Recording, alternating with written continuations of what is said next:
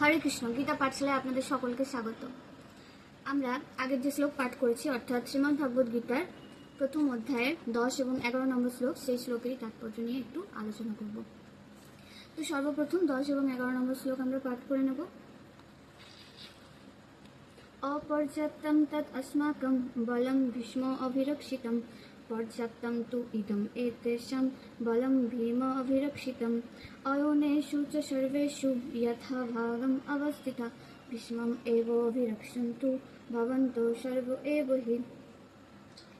এখানে অনুবাদে বলছে যে আমাদের সৈন্যবল পরিমিত, আমরা পিতামহ ভীষ্মের দ্বারা পূর্ণরূপে আমরা সুরক্ষিত, কিন্তু ভীমের দ্বারা সতর্কভাবে সুরক্ষিত পাণ্ডবদের শক্তি হচ্ছে সীমিত। এখন আপনারা সকলে সেনা ব্যূহের প্রবেশ পথে নিজ নিজ স্থানে গুরুত্বপূর্ণ স্থানে স্থিত হয়ে পিতামহ ভীষ্মকে সর্বতভাবে সাহায্য প্রদান করুন। এখানে দুর্যোধন পাণ্ডব পক্ষ এবং কৌরব পক্ষের যে শক্তি, সেই শক্তির তুলনা প্রকাশ করছে। পিতামহ ভীষ্মদেব হচ্ছে বীর শ্রেষ্ঠ।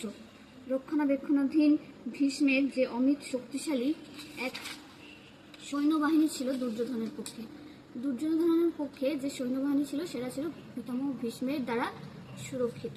অপরপক্ষে পাণ্ডবদের সেনাবাহিনী ছিল সীমিত, আর তার সেনাপতি ছিল ভীমসেন, যার শৌর্য বীর্য সেনা পরিচালনার ক্ষমতা পিতামহ ভীষ্মের থেকে অত্যন্ত নগণ্য, খুবই নগণ্য। দুর্যোধন এটা জানতো যে যদি তাকে কোনোদিন মৃত্যুবরণ করতে হয় তাহলে তার ভীমের হাতেই মৃত্যু হবে, এবং ভীষ্মের মতো বিচক্ষণ আর দুর্ধর্ষ বীর যোদ্ধা তাদের পক্ষে সেনাপতি থাকায় সে নিশ্চিতভাবে এটা ধরে নিয়েছিল যে তারা যুদ্ধে জয় হবে। আর একটা দুর্যোধনের প্রত্যেকটা কথাতে এটাই বোঝা যাচ্ছে যে দুর্যোধন যুদ্ধ জয় সম্পর্কে তার মনে কোনো সংশয় রাখেনি। ভীষ্মের শৌর্য বীর্যের প্রশংসা করার পরে দুর্যোধন বিবেচনা করে দেখল যে ভীষ্মদেবকে যে তার রক্ষণাবেক্ষণ খুব দরকার। দুর্যোধন ছিল চতুর কূটনীতিবিদ।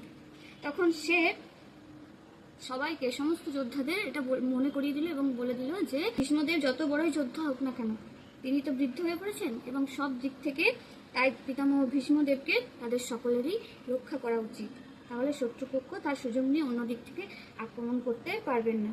দুর্যোধন এখানে উভয় পক্ষের শক্তি সম্পর্কে তুলনা করেছেন, আর তিনি এটা বলেছেন যে তাদের যে সৈন্যবল, অর্থাৎ পিতামহ ভীষ্মের দ্বারা পরিচালিত যে সৈন্যবল, তা হচ্ছে অপর্যাপ্ত, অর্থাৎ ও অপরিমিত, এবং ভীমসেন দ্বারা পাণ্ডবদের যে সৈন্যবল সেটা হচ্ছে পরিমিত, অর্থাৎ সীমিত। আর অপর্যাপ্ত অর্থাৎ অসীম যাকে বলে। তো এই কথার মাধ্যমে দুর্যোধন এটা বোঝাতে চাইছে যে তাদের অনেক সৈন্যবল আছে, তাদের সৈন্যবল বেশি, আর পাণ্ডবদের সৈন্যবল হচ্ছে কম।